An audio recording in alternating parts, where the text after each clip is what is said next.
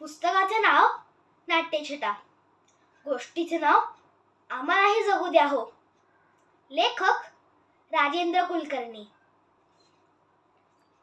छे छे छे, वैताग आलाय. अहो, काय म्हणून का विचारता? आज लोक दरबार होता ना.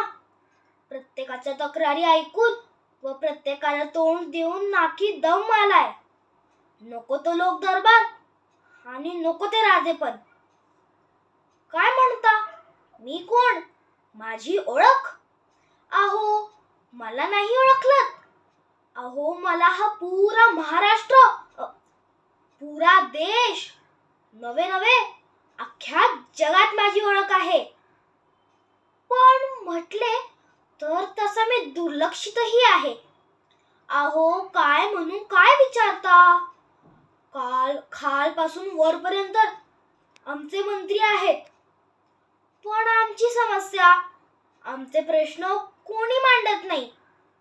हेच आमचे दुःख आहे. काय, तरी पण मला ओळखलं नाही? काय म्हणालात? आता अंत बघू नको, लवकर ओळख सांग. सांगतो, वैतागू नका, थांबा. अहो, मी तर फळांचा राजा, आंबा. आता मला सांगा, आहे की नाही मी दुर्लक्षित? फक्त एप्रिल मे महिन्यात आमची आठवण, एरवी आम्ही दुर्लक्षित. काय म्हणालात? वैतागायला काय झाले? सांगतो ना. अहो, मी फळांचा राजा ना. महिन्यातून एकदा लोकदरबार असतो. प्रत्येकाच्या तक्रारी ऐकून अगदी डोक्याचा भुगा झालाय, भुगा. काय म्हणालात? कोणत्या तक्रारी? सांगतो ना. पहिली तक्रार आमच्या कलिंगड काकांची.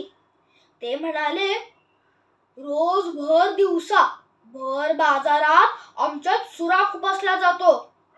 आपल्या राज्यात कायदे व्यवस्था आहे की नाही? आता मला सांगा, आमच्या कलिंगड काकांचे मानणे रास्तच आहे. भर दिवसा भर बाजारात सुराख बसणे म्हणजे बेबंदशाहीच. दुसरी तक्रार आमच्या केळ काकूंची. कोणत्याही वेळी आमचे वस्त्रहरण होते.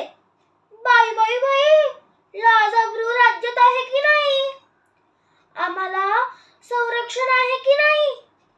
लगेच या तक्रारीची री आमच्या संत्रीताई मोसंबी मावशी यांनी ओढली.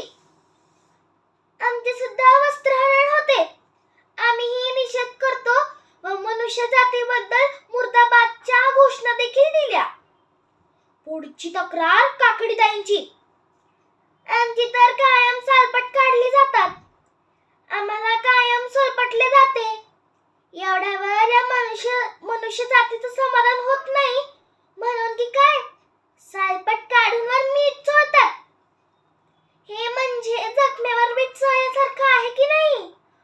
गाजरोबांनी काकडीताईंना आपला पाठिंबा व्यक्त केला. पुढची तक्रार आमच्या फणस आजोबांची. ते म्हणाले, अंबा महाराज, मी तुमच्या गाववाला, कोकणातला, तरीही आमच्यावर अन्याय होतो याचाच खेद वाटतो. आमच्या पोटात रसाळ गोमटे गरे तयार होण्याच्या आधीच आम्हाला भाजीसाठी कापले जाते. ही भ्रूण हत्या थांबलीच पाहिजे. मग आले आमचे श्रीफळ दादा.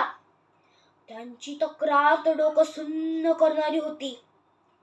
आम्हाला अगदी श्रीफळ म्हणतात ना. नाव मोठं, लक्षण खोटं, तसं आहे आमचं अगदी. कोणी घरात पाहुणा आला की घातलाच आमच्यावर कोयता. उद्घाटन असो, आमची शेंडी धरणार नि आपटणार. लग्न मुंज कोणतेही शुभकार्य असो, पहिली आमची शेंडी धरणार नि आपटणार. म्हणतात ना, तया अंगी मोठेपण तया यातना कठीण. श्रीफळ म्हणून देव पण द्यायचा आणि शेंडी धरून आपटायचं. नको ते देवपण आणि नको ते मोठेपण. अशा प्रत्येकाच्या तक्रारी ऐकल्यावर डोकं राहील का ठिकाणावर? बरं, यांच्या तक्रारी ऐकल्यावर माझ्याकडे तरी काही उपाय आहे का? अहो, मला माझेच प्रश्न सोडवता येत नाही. तर या जनतेचे प्रश्न काय सोडवणार मी?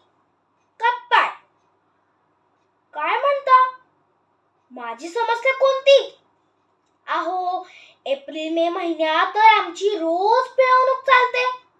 पै पाहुणे असो, लग्न मुज्जा असो, काही असो वा नसो, रसासाठी प्रत्येक जण आमची पिळवणूक करतो. पण ही समस्या तर दर वर्षांची आहे. त्याची आता सवय झाली आहे. धन्यवाद.